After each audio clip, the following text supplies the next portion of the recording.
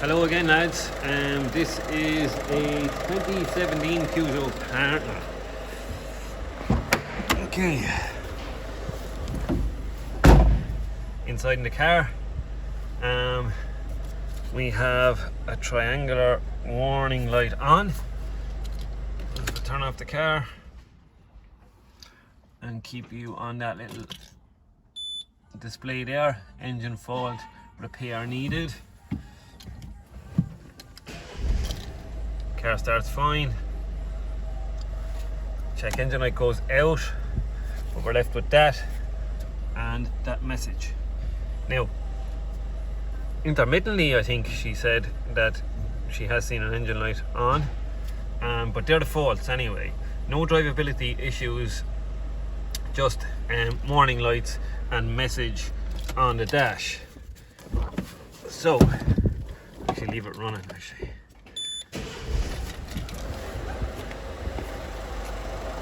The scan tool. I had 3 fault codes in there. But anyway, let's see. BSI 0066, fault absence of communication with the battery charge status unit, and ECM U1218, communication fault with the built-in systems interface, communication not valid.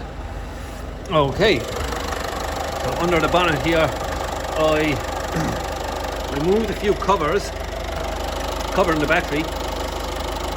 Started checking the simple things like fuses in or around there. Any fuse I could find basically. Started checking. No fuse is gone. Check the little limb signal on my alternator down there. That was good. So then I turned my attention to the battery sensor on the negative post. Intelligent battery sensor on the negative post. It's a 2-wire sensor. One wire should be a power feed and the other wire should be a LIN bus. So if I go into my, I think that's kind of a pinky coloured wire, the bottom one. My back probe into that, we have what looks to me like a nice clean LIN bus signal. Then if I go up to the brown wire just above that, which should be a 12 volt feed to the sensor, I have that horrible waveform. Okay, so then when can I do this down one-handed? Okay, so then when I disconnect the battery sensor, I do have a 12 volt feed. But is it capable of carrying current? So I'll just pause it there, I'll get me test light and I'll show you if that's capable of lighting a test light. Okay, so test light in hand. Test light is connected to ground, so when I touch off power, test light will light. So I'm still probed into that signal, or into that power feed to the battery sensor, and it is unplugged from the battery sensor, and the scope is still probed into the back of it, and I have a 12 volt feed. That should light a test light.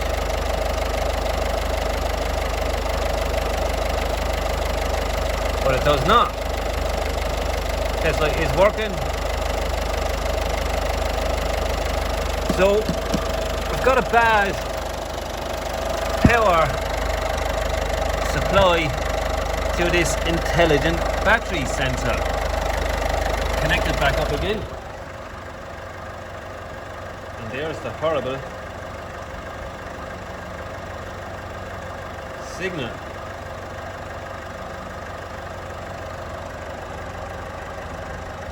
It's a little bit different than what I had earlier.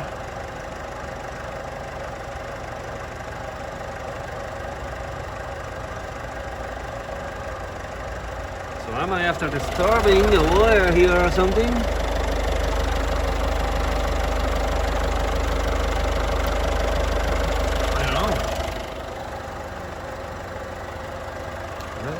better than what I had.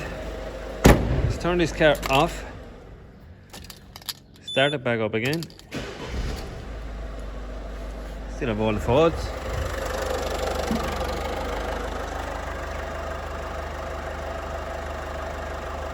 We now have a better supply on this wire. Oh,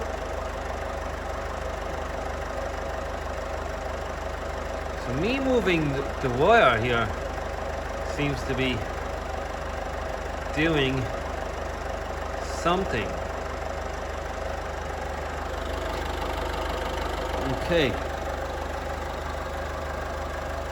Okay, well, I'm just going to show you what happens when I give that a power feed myself.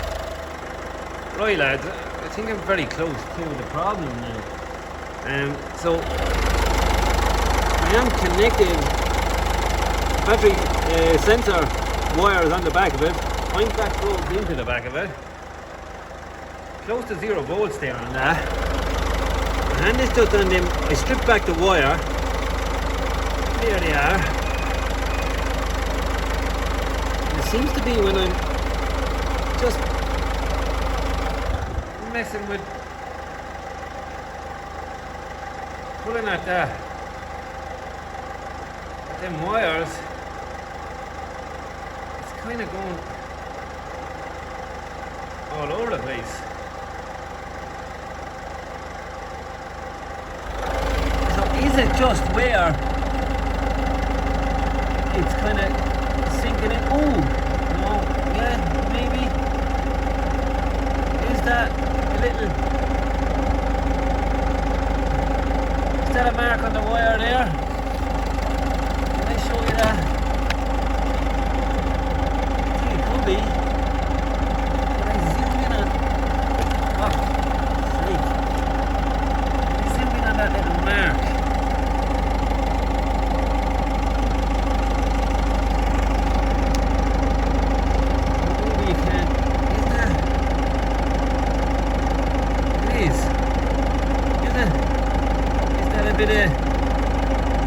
Is that a little bit of green crusty starting to form or something there? I think I'll have to kind of strip that back a bit and just see from there. Okay, lads, so when I was on the last little clip I showed, the voltage was moving all over the place. I was getting different signals. So I decided to dig a bit deeper. And I took out the battery again, a bit of plastic, removed the plastic. So then, see this is the brown wire I'm after, which I don't have a good voltage feed on. And that comes up, and I thought maybe this splice here, so that comes up. Can you see that? That splice there? I thought maybe that was the issue, but I have the same voltage reading on that side of the splice. So if you keep following that wire, so it turns from brown to kind of a, I think a pink. It comes up here, up along, up, oh, and look at that there. Look right. Here is where it's getting all very, very shitty. And that wire, yes, that wire is indeed shot and broken right there. So that wire is coming up along here to, yeah, that pink wire there, and it's going into that fuse, and that fuse is good, and that was lighting my test light. So it would light the test light all on this side of it, but anything after that, that break there, say, again, the green crusties have attacked copper wire, so there is my break. So I'll get that bad piece out, we'll join in a piece, we'll tape up all this, and we'll bear up my battery sensor. Now, with that clean break there like that, I bet you, yeah, there it is, look, I'm gonna have no voltage on that. So, yeah, I have found the problem now. Cool. We'll fix it now, and we'll show the repair and get rid of them lights, hopefully. Okay lads, sorry, I have already added in a little piece of wire soldered together and taped it up. Sorry I didn't show you that there now, only moving on anyway. Look, the repair is done. As I said, it was that pink wire that was broken in there, and then the brown wire splices into that, and then it goes, yeah, so that wire there carries on feeding something else. What else, I don't know, but that was the wire I was chasing after, and that's feeding something else, I'm sure. So that one there, pinky wire, and it's a 5 amp fuse there, and that's sitting on top of the battery. So yeah, I'm going to continue taping up stuff, put everything back together, and this should be fixed. Right guys, we're almost back together again. Now I just put this on and them two wires bolted up just to check my intelligent battery sensor again, because they'll all have to come off to get this cover on. But before I do that, I won't be able to get access to this if I do that, if I have the cover on. But anyway, with it disconnected, a lovely steady 12 volts. Now the repair is done, that's what we're expecting. But with disconnected, I did have that at the time. So again, let's load test this now with my circuit tester. So test light to negative. When it finds the power, it's going to light. So we have a 12 volts here on this wire, and when we touch the test light off it, it lights. So now we are 100% fixed. So again, now I'm going to take this apart, I'm going to put on my cover, and then we'll move to the scan tool, clear codes, and we should have no issues with this Peugeot partner. Okay, so we're all enclosed in under here now on the battery. We can't get in at the sensor or anything, but I don't think we need to now. I think we've confirmed our fix. We get on the scan tool, we clear the codes, and yeah, that's it. Now for a test drive and just make sure everything is okay. But yeah, I think we've confirmed our fix already. Right lads, on the scan tool now, done a full clear out of the codes with key on, engine off. Right, let's start this car.